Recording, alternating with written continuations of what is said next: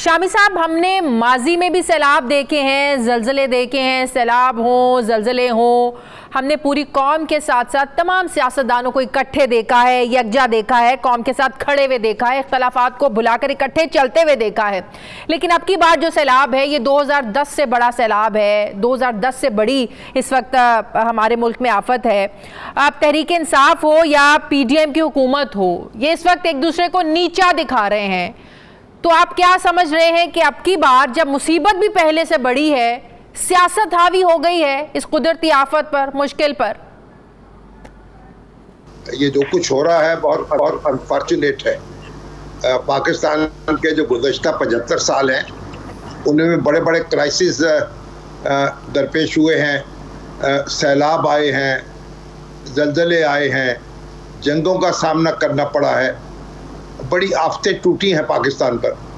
लेकिन हर आजमाइश और हर आफत के मौका पर पूरी कौम मुत्तहिद होकर खड़ी हुई है और सियासी तकसीम जो है उसको उसने ख़त्म किया है, उससे बालातर होकर एक दूसरे का हाथ थामा है। लेकिन ये पहली दफ़ा ऐसा हो रहा है कि सियासत जो है वो मुसीबत पर गालिब है और मुसीबत का और दुख का एहसास नहीं किया जा रहा। और ये गम की घड़ी जो है ये भी हमें मुत्तहिद नहीं कर पा रही। इसमें सरासर कसूर जो है हमारे अहले सियासत का है। अब आप उसमें हिस्सा बक़द्र जुस्सा जो है उसका तयन कर सकते हैं, कौन सा इसका यानी पहल करने वाला है, कौन सा जवाब देने वाला है, किसका हिस्सा 60% है, किसका 70% है, किसका 30% है। लेकिन ताली जो है हमारा दोनों हाथों से बजती है और बज रही है। और सूबाई हुकूमतें जो हैं वो वफाकी हुकूमत की बात सुनने को तैयार नहीं है। खैबर पख्तूनख्वा की हुकूमत और पंजाब की हुकूमत और वफाकी हुकूमत के दरमियान कोई राब्ता नहीं है।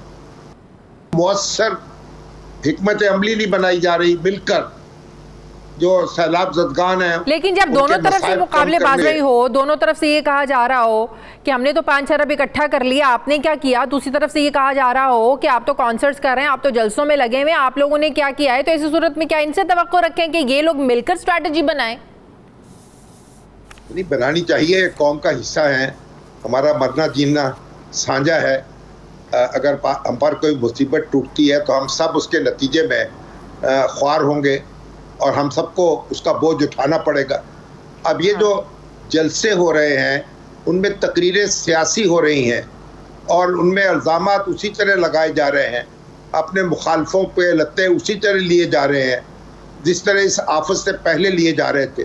तो जलसों की हद तक तो मैं कहूँगा कि आप तहरीक इंसाफ जो है उसको जवाब देना पड़ेगा कि आखिर कौन सी ऐसी मुसीबत बर्पा हो गई है कि ये सियासी जलसे जो हैं उनको जारी रखा जाए और इत्तेहादी जलसे जो हैं वो ना किए जाएं, लोगों को इत्तेहाद का पैगाम ना दिया जाए। नहीं, इमरान खान साहब तो शुरू से एक ही बात कह रहे हैं ना कि वो हकीकी आज़ादी की जंग लड़ रहे हैं, इसलिए जलसे कर रहे हैं। जहाँ तक सैलाब की बात है वो कह रहे हैं हम पैसा भी इकट्ठा कर रहे हैं और हम लोगों की जो ज़ाहिर है मदद भी कर रहे हैं। तो वो तो हकीकी आज़ादी की जंग वो कह रहे हैं लड़ रहे हैं, इसलिए तहरीक को इसके साथ साथ चलाना बहुत ज़रूरी है और ये जलसे वो करते रहेंगे। ये हकीकी आज़ादी की जो नामनहाद जंग है ये इन जलसों से ना लड़ी जाएगी ना लड़ी गई है। और जब तहरीक इंसाफ इख्तिदार में थी उस वक़्त उसने मईशत को कितना आज़ाद किया, कितने कर्जे कम किए, कितना इसमें कमरे हिम्मत कसी। देखिए, आज़ादी को तलाश करने के लिए, आज़ादी हासिल करने के लिए पूरी कौम जद्दोजहद करती है।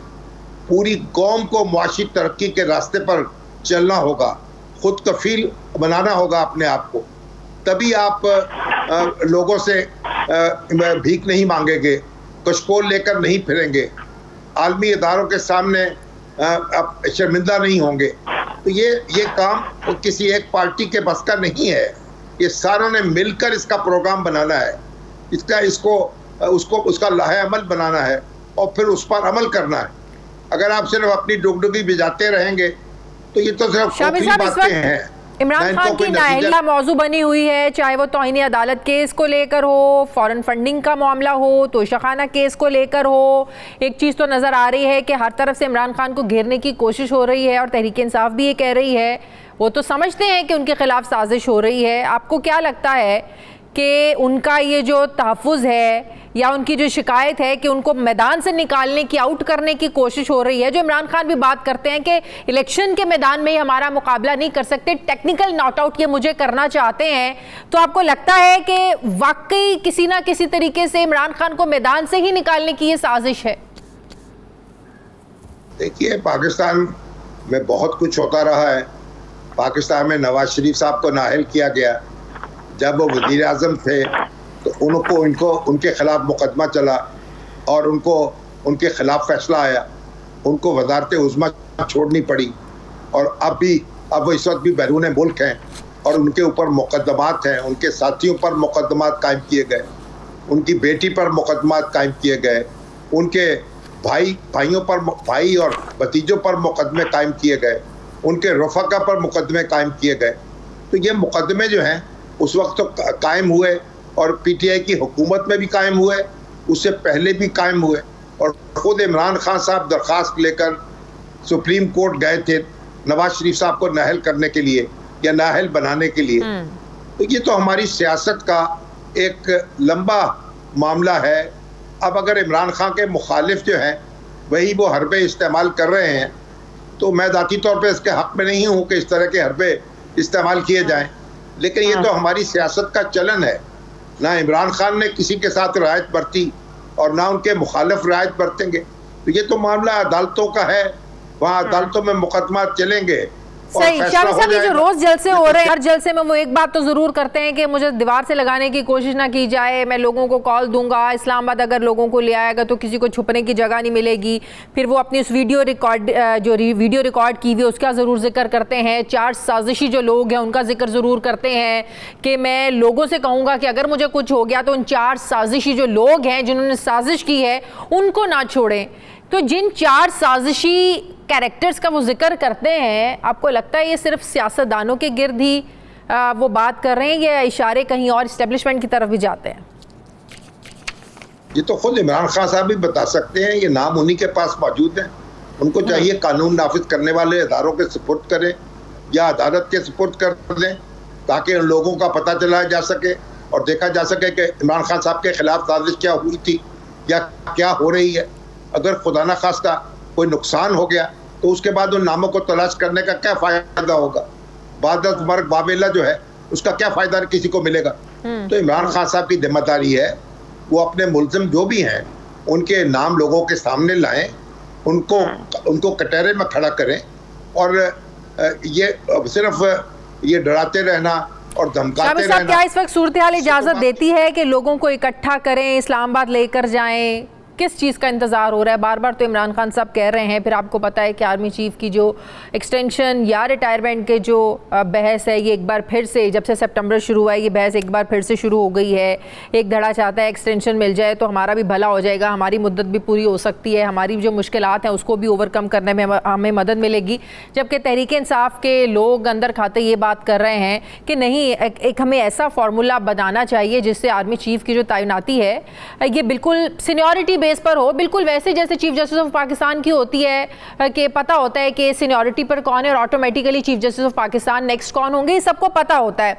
तो क्या हर तरफ से इसी चीज़ का, नवंबर का तैनाती का इंतज़ार हो रहा है? फिर स्ट्रेटजी सबके सामने आएगी, खास कर इमरान खान साहब की?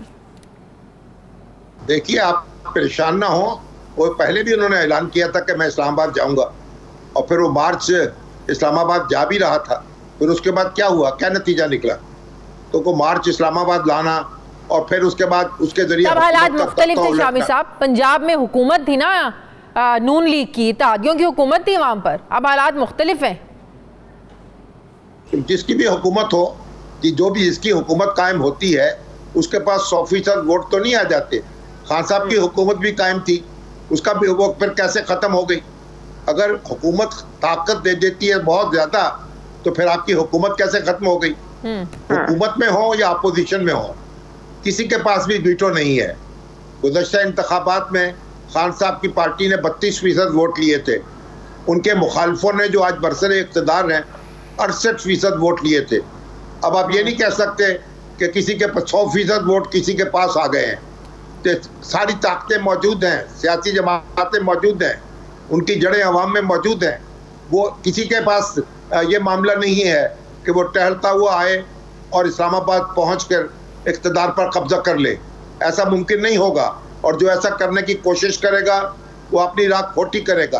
पहले भी जो लॉन्ग मार्च था उसने खान साहब की सियासत को सदमा पहुंचाया था, और अब भी कोई काविश जो होगी उसे सदमा पहुंचेगा। आर्मी चीफ कोई हो और कोई सीनियर तक मोस्ट हो या जूनियर हो, इससे कोई फर्क नहीं पड़ता। ये हुकूमत जो है वो कानून के और दस्तूर के सहारे खड़ी है, आर्मी चीफ के सहारे नहीं खड़ी। और मुमलकत के सारे अदारे जो हैं, ठीक है, वो हुकूमत की हिफाजत करने के पाबंद हैं। खान साहब को इंतखाबात का रास्ता इख्तियार करना चाहिए, इसी पर वो जोर भी देते रहते हैं। बहुत बहुत और यही